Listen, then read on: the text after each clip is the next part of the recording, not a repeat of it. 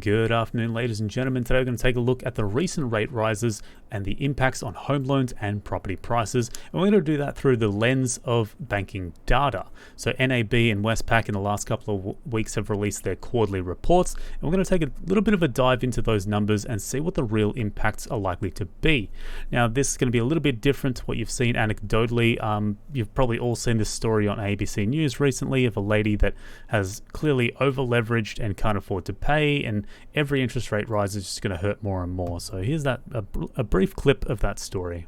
Single mum Tara Higginson is worried about interest rates rising. During the pandemic, she borrowed about $500,000 to build her dream home, which is more than 6 times her income.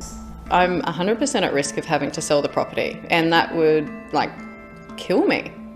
So in clips like this that we see on the news, we don't really get a full picture. We don't know who the lender is, we don't know what the rate is, we don't know what the repayments are. We literally don't know anything except that it just spells doom and gloom for the property market, and people are just going to flood the market by selling their property. So let's take a look at lending practices and just lending data in general. And we're going to start off with NAB's financial report. So scrolling down to about, I think it was page 25.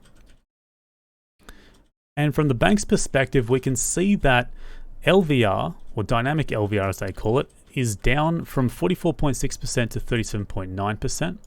So in fact, people's LVR is going down. Of course, that's because property prices have been going up. But if we look at all the loans that have been originated since financial year 2015, we can actually see that they're all assessed on a P&I basis, as they should be, whether they're on interest or P&I. And they're all measured at 4.9, or their ability to repay at 4.95% or above. And half of the loans assessed are looked at if they can pay back at 7.25%, which is leaps and bounds ahead of the roughly 2.49% that Westpac was offering at the time. So people are able to sustain rate rises, and quite significantly, based on the lending criteria here. And we can see that 90% of customers had excess borrowing capacity as well. So not everyone is maxing out their loans and their ability to pay for a home. We can see here as well that only 0.6% of total mortgage book has a total DLVR of greater than 90%.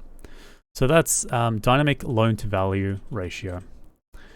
And you can see based on these numbers, it's not exactly that spooky if the rates go up. It's like, yes, there's probably going to be less borrowing power in the future. There's probably going to be less demand, as people will get less and less loans, as the cost of those loans will increase. But generally speaking, it's not like people are going to default on their loans, or they're going to be forced to sell based on this kind of data. We can see that everyone is baked in with the ability to pay at a higher rate.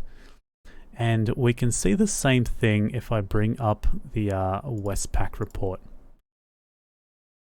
So on Westpac's interim financial results, if we go to page 77 in this report, we can see a similar story.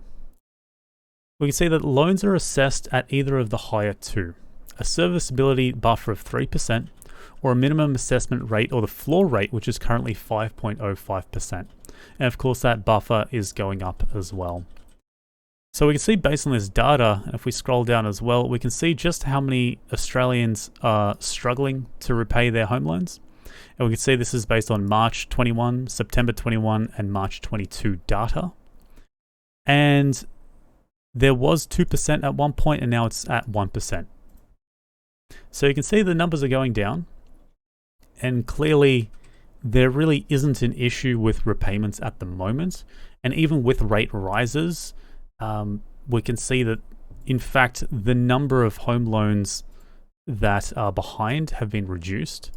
And you just see the data here as well. Just generally speaking, everyone seems to be paying on time, or rather 30% are paying on time, and everyone else is paying ahead of time. So the data to me clearly says that there is no issues whatsoever when it comes to repayments. Now, of course, I haven't looked through CBA's report as well, but I suspect, because NAB and Westpac are two of the big four, that the other two banks in the top 4 will also have similar sort of data as well. Sensible lending practices that, of course, have come in since the subprime mortgage issue in the US. So really, I don't see an issue at all with rate rises coming into effect. Yes, people are going to be paying back more. That's part of it.